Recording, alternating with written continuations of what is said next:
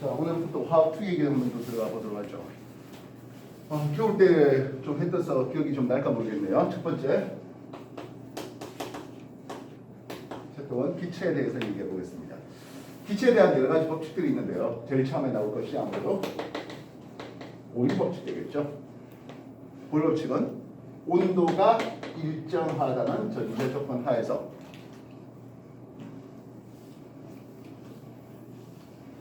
압력을 높이니까 부피가 감소합니다 하는 게, 또는 뭐 압력을 줄이니까 부피가 증가합니다 하는 게 보일 법칙이에요. 이때 압력과 부피의 곱이 일정해라고 하는, 즉 압력과 부피가 서로 반비례합니다라는 것이 보일 법칙 되고 있습니다.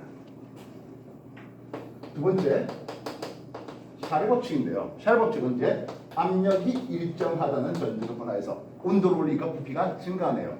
근데 샤를 얘기했을 때는 섭씨 온도를 기준으로 했습니다. 다시 말하면 0도 C를 기준으로 했습니다.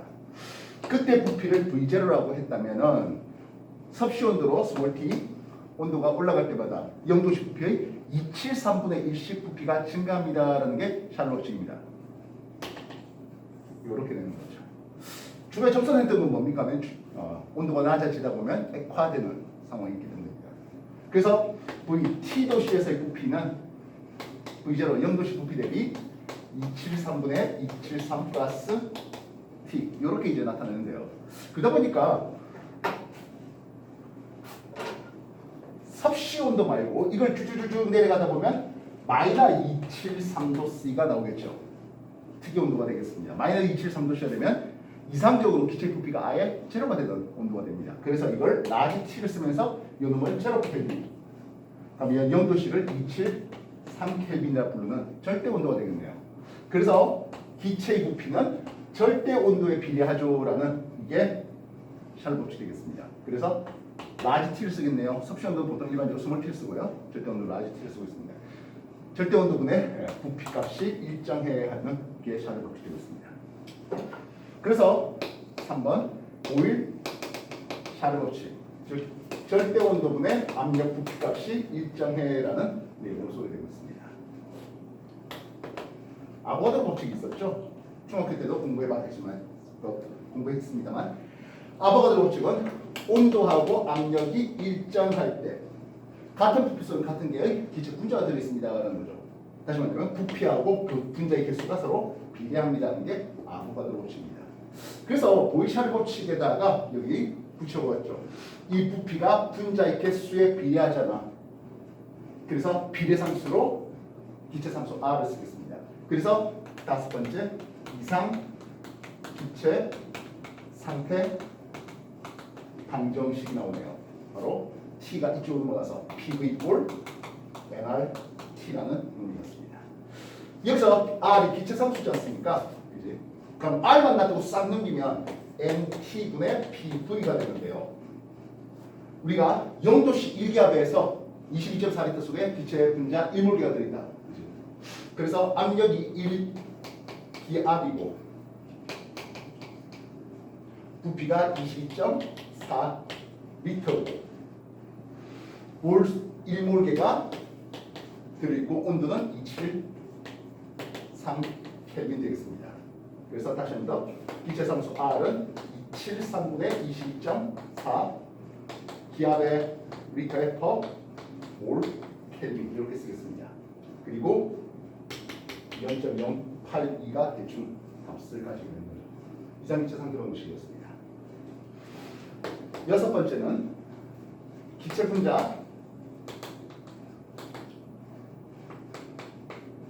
운동론이라고 해서 기체 분자는 이래요라는 내용인데요.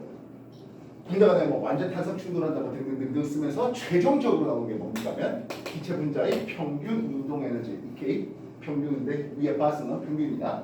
얘는 2분의 3 KT 절대 온도에 기체 분자 운동 에너지가 비례해요. 다시 말하면 온도가 낮아지면 기체 분자 운동 에너지가 점점 줄어들다가 제로켈빈 되면 아예 기체 분자가 멈춥니다라고 하는 그런 내용이 되고 있습니다. 물론 나중에 공부해 보시기는 알겠지만 절대로 제로켈빈에 도달할 수는 없는 내용이 나오게 됩니다. 이해했어요? 전통적인 방법으로 운동 에너지니까 2분의 1 mv의 제곱이지 않습니까? 그래서 기체 분자의 운동 속력은 하겠습니다. 다 넘기면은 분자량 분의 절대 온도의 루트 이런 비례를 보게 됩니다. 이해됐습니까? 그래서 분자의 온도가 2배 올라가면 절대 온도로 2배 올라가면 분자 운동 속력은 루트 2배 올라간다. 분자량이 2배 더 커지면 속력은 루트 2분의 1로 줄어든다. 이 얘기들이 나오게 되는데 이해했어요? 그래서 어차피 보일이나 샤르비나 했었는 거 다 때려치우고 어차피 다 해보는 거다. 이상기체 상대 방식 요거 하나 하고 기체 분자 운동은 요거 하나가 이거 갖고 이제 딱 쓰는 거예요 우리가. 이해되셨습니까? 페이지 6페이지 기체의 성질에 대한 내용으로 보일 법칙, 뒤쪽으로 보면 7페이지에 샤를 법칙, 그리고 페이지 9페이지에 보이샤를과 아보가드로 법칙에 되고, 그리고 10페이지에 기체 분자 운동론까지 소개가 되고 있습니다. 10페이지까지 한번 천천히 읽어봐 주세요.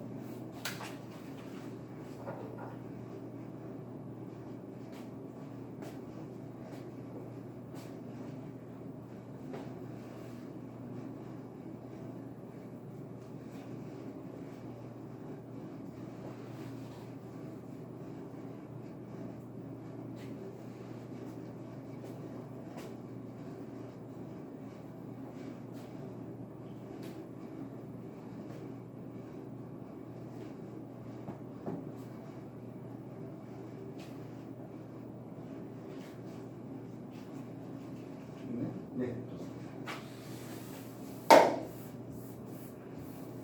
물리에서 연력학 배웠다 안 배웠다? 배웠죠. 그러면 보일 법칙은 등 앞, 뭐 필요하다면 등창 이런 식으로 할 수 있겠고, 샤르 법칙, 보일이 등 온, 샤르이 등 앞하면서 뭐 내부 에너지에 대한 그런 내용도 나오고 있습니다. 자, 그럼 조금 더 해보죠. 아까 기체 분자 운동에서 평균 운동에너지가 2분 3K T 했잖아요. K가 뭐지? 이게 볼트만 상수입니다. 볼트만 상수로서 얘는 기체상수 R을 R가 숫자, 이렇게 N제로 나누는 겁니다. 그래서 요거는 기체 분자 한 분자의 운동 에너지예요. 그렇다면 기체 분자 1몰계의 운동 에너지의 총합을 내면 어떻게 되겠습니까? 하면 이게 2분의 3 RT가 되겠고, N몰계의 운동 에너지 총합을 내면 2분의 3 nRT가 나오게 됩니다. 그리고 물리학에서는 이것을 내부 에너지로 쓰는 거예요. 그래서 내부 에너지가 분자의 개수하고 절대 온도에 비례해요라는 게 물리에서 소개되는 겁니다.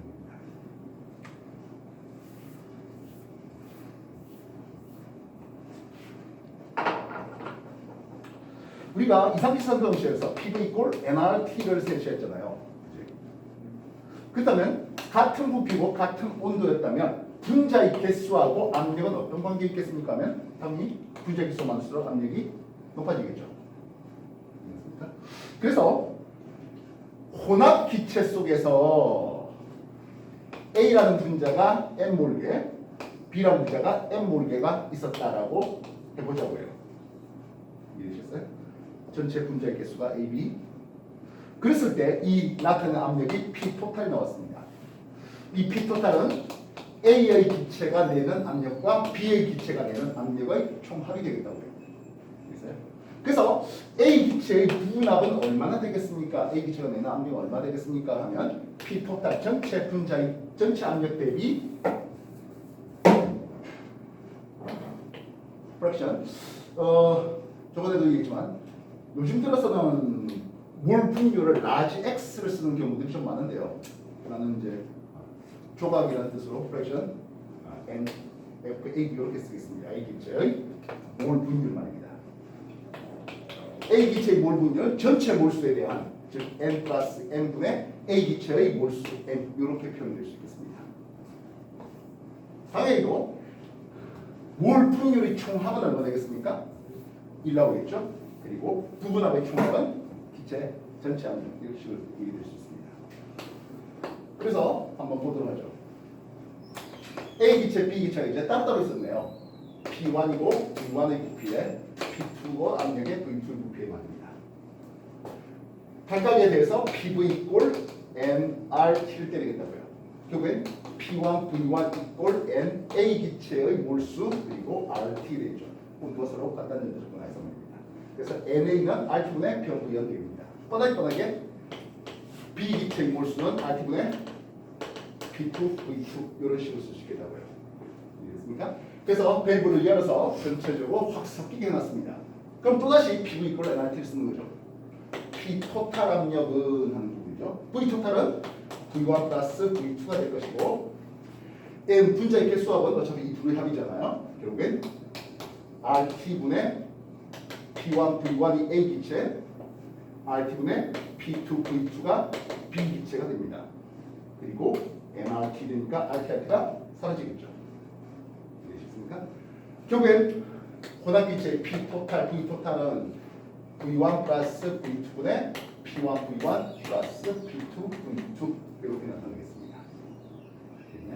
그리고 이게 뭡니까 하면 A 기체의 부분합, 요게 뭡니까 하면 B 기체의 부분합으로 보여줄 수 있습니다. 물론 이건 반응하지 않는다는 절대 조건인데요. 반응할 수도 있잖아요. 예를 들어서 이렇게 생각해 보죠.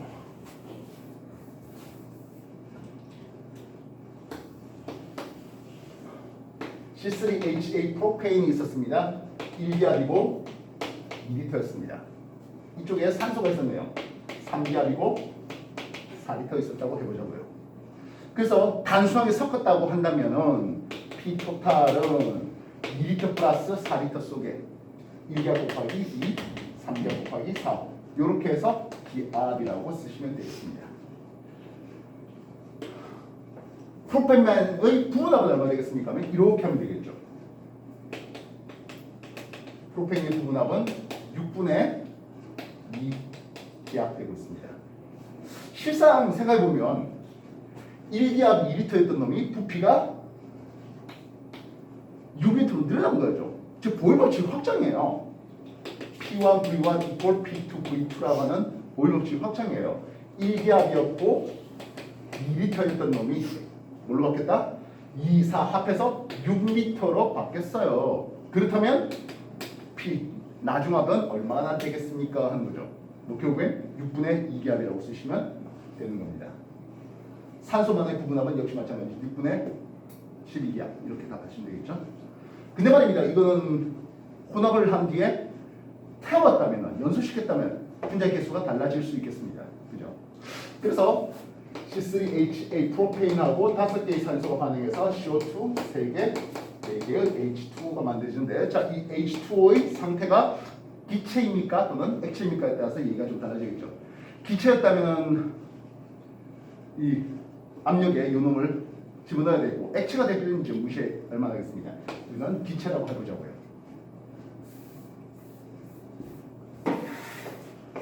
뭐 화학은 했지만 매번 화학 반응은 반응 전에 얼마 있었습니까? 얼마나 반응합니까? 반응 후에는 어떻게 됩니까? 매번 이 패턴이죠.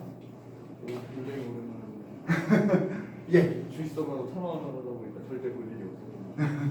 계속 나와요. 어차피 화평도 하면 또 해야 되는 부분입니다. 그래서 PV 이퀄 NRT 온도가 일정하기 때문에 압력 부피곱은 어디에 비례합니까? 하면 분자의 개수에 비례합니다. 결국엔 1기압 2리터에서 2N개의 분자가 있었다면 3기압 곱하기 4리터에서 12N개의 분자가 있었다면 반응하면 2N개가 소모되고 10N개가 소모되고 발생하는 건 6N개와 발생하는 건 8N개. 마치 기체였다면 써줘야 되고 액체는 무시해야 되겠습니다. 반응 후에는 프로페인은 전부 다 연소했고 산소는 2N개 남고 이산화탄소 6N개와 그리고 수증기 8N개가 준비되겠습니다. 그러다 보니까 반응 전에 얼마 있었습니까? 하면 토탈 14N개가 있는데 반응 후에는 16N개로 분자의 개수가 늘었습니다. 기체 분자의 수가 늘었습니다. 그래서 지금 당장 이 PV 이퀄 NRT를 통해서 반응 전의 연소 전의 압력이 이렇게 됐다면 P 토탈 연소 후의 압력은 어떻게 되겠습니까? 하는 거예요. 이게 6분의 14N개의 분자가 있었는데 분자의 개수가 달라졌죠. 얼마 달라졌습니까? 하면 14N 있다가 16N으로 늘어났습니다. 그래서 14, 14 지우면서 6분의 16 기압이 반응구의 전체 압력이 되는 거죠.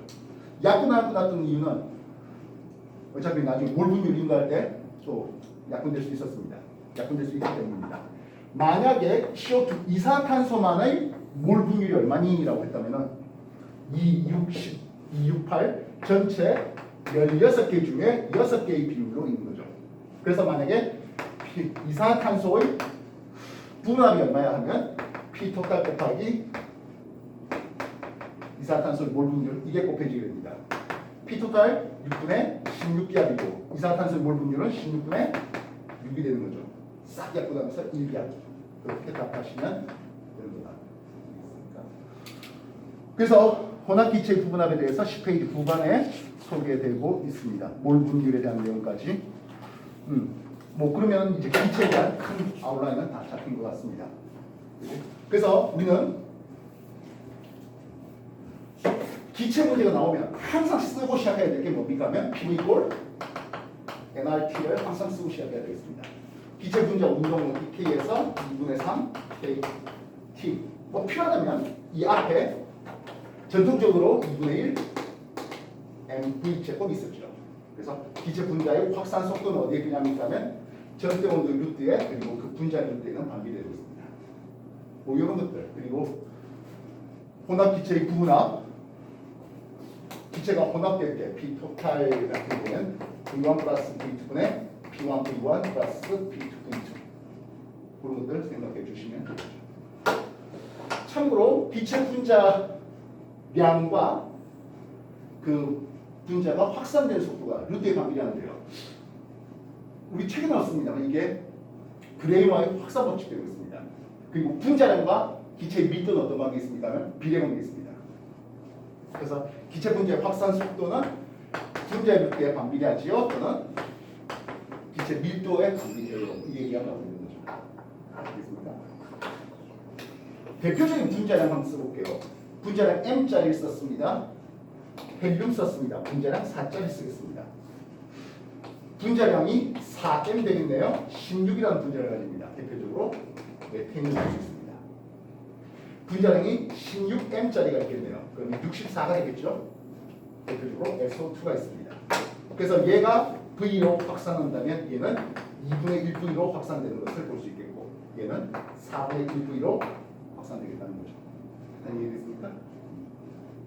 그래서 미지기체 ABC 나왔는데 뭐 확산 속도 2배 차이 난다 뭐 이러면 아 분자량 4배 나네 그거를 이렇게 해주면 좋겠습니다. 되겠습니까? 13페이지까지 있는 내용들 다시 한번 보시고 요거는 2점 테스트부터 그냥 해볼까요?